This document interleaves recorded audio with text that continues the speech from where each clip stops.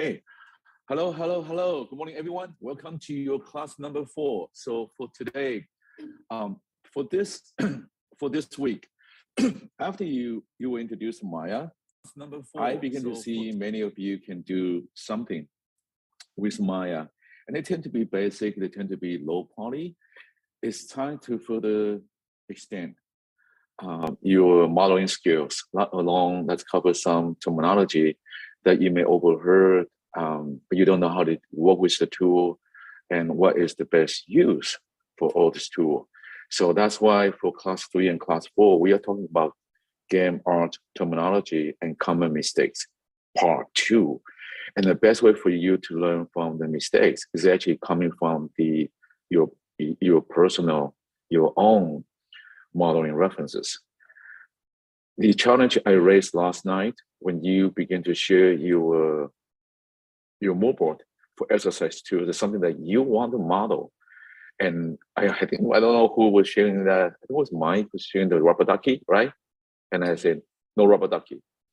And I say, and the reason I said no rubber ducky is rubber ducky probably by far, it's going to be hard for you to model that in low poly. You could, but it takes pretty extensive skill. It's really working with your eyes. We call that part articulations, meaning you're able to articulate proportion. It's almost like this is the part I'm training you today. This process is called mental modeling. So what's mental modeling? Think about mental math, right? You're doing addition and subtractions, right? Multiplications. You kind of just say, well, 6 by 6, 36. You kind of just start doing that by each number. Doing Maya, doing modeling is almost the same way. If you're coming from 3D, if you're coming from the design background, how often before you even jump in and start sketching your ideas, you kind of just wonder, say, I want to do this, I want to do that, and you begin to roll, you begin to roll your eyes. Does that make sense? And that part is kind of, it's really kind of shooting you away, like, by glazing the stars. You kind of just say, I can kind of see where this project is heading to. Therefore, this should be somewhat close to the expected outcome. Does that make sense? So when it comes to modeling, it's kind of the same way too. You may not have all the answers. You're basically incorporate based on what you have learned so far, and thinking just based on what you learned so far, what can you do? Just with all the reference that you have. When something gets really challenged, and I'll say, it's not a bad idea. For me, look at everything that you have shown us last night, I can model every single one of it. But here's the problem. You should never be the one, it should never be the case that you can only model because someone else show you the A to Z modeling steps. Does that make sense? The way you model is that you're able to incorporate, you're able to incorporate the concept, right? The way of doing things. So when you see that, you say, oh, I can utilize this technique or that technique, combination of multiple methods. Therefore, you're able to execute what's in your head and to have appropriate deliverables. Does that make sense?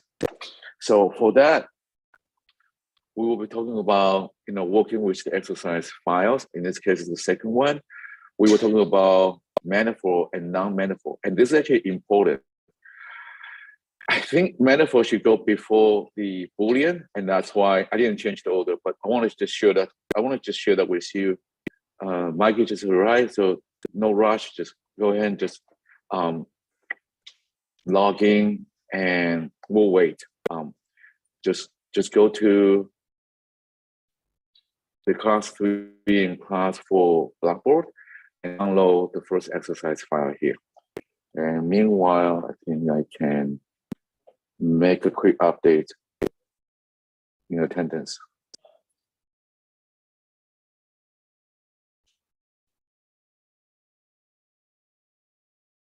Okay, Instead of 3 missing birds, now I come down to 2. So I like to start with the paper plane.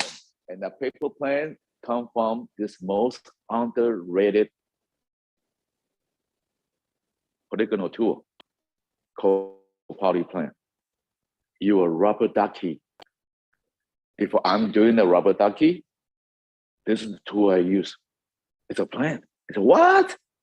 You're modeling the entire rubber ducky with a plane? That's yeah. And I'll start with the plane, and that's how I make the beak. I start with the beak. And then you can kind of see that now, right? You can see how I pick the edge and begin to just keep extruding and begin to close from a polyplane. Do you see that now? Can you envision and picture the process? If you can envision and kind of just, and begin to do that so-called mental modeling, you and I can sit together because we are now beginning to think alike. Do you see that now? So let's talk about metaphor and non-metaphor. When you look at geometry like this, press F key, it's essentially just a plane, right? And it's what we talk about in 3D modeling. You're basically just adding or subtracting information, right? Or details. When you look at this plane, there's nothing wrong with this plane, right? It's basically just a quad being subdivided into 2, right? So you have 2 poly faces. Your problem happens in here. Do you see that? This is the problem. And how do you come from this to this? Because someone did this. And this can happen to you. So it looks fine, but it's not fine. By holding the shift key and extrude, and that edge can turn into a face. Am I right? The problem is, how do you even select all the poly faces and you try to extrude? And this is where the non-manifold happens. So what is non-manifold? I want to use something that everybody understands. How many of you actually at least see or actually get to work with 3D printers? Raise your hands. And obviously you all know when it comes to execute or export all the 3D model you create, what format do you end up with? There are 2 primary, or actually 3 primary formats commonly used in 3D printing. Which 3? And FBX. So STL is the most common format for 3D printing. And OBJ is the old school. It's still sitting around. It's not gonna go away, but it's not the best tool.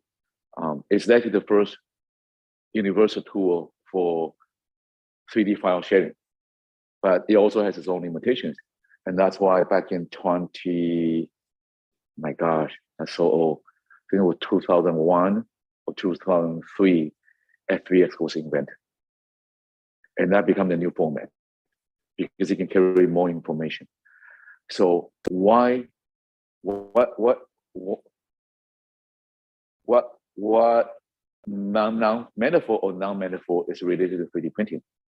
Can anybody tell me where this thing print? If this is your geometry, and why? If we want to print this, right? And let's talk about, it doesn't matter you have the resin, you have the resin 3D printer or the ABS 3D printing. You're basically just extruding a whole bunch of spaghetti, right?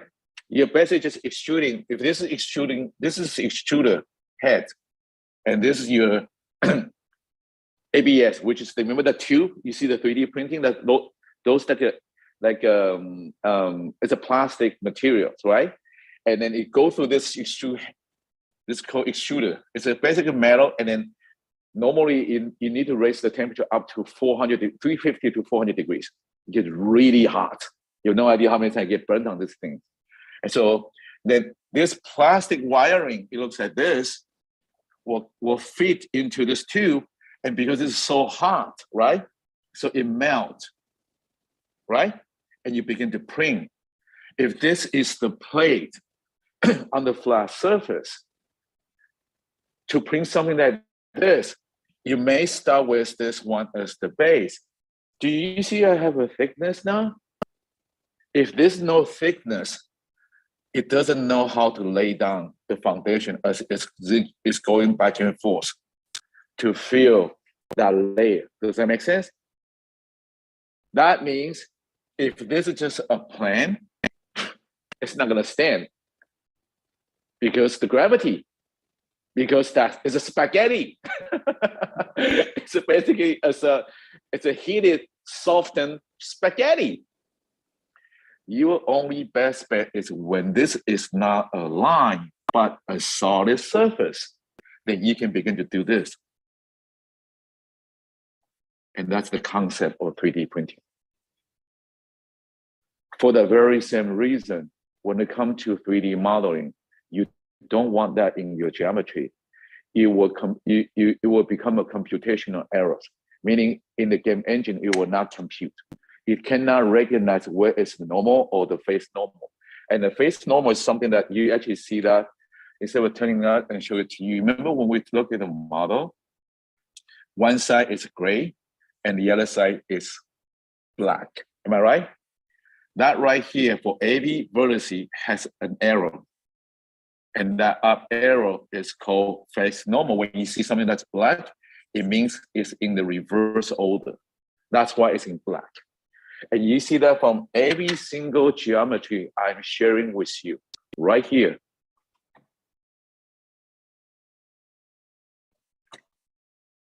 And how do you assess and knowing where the normal is?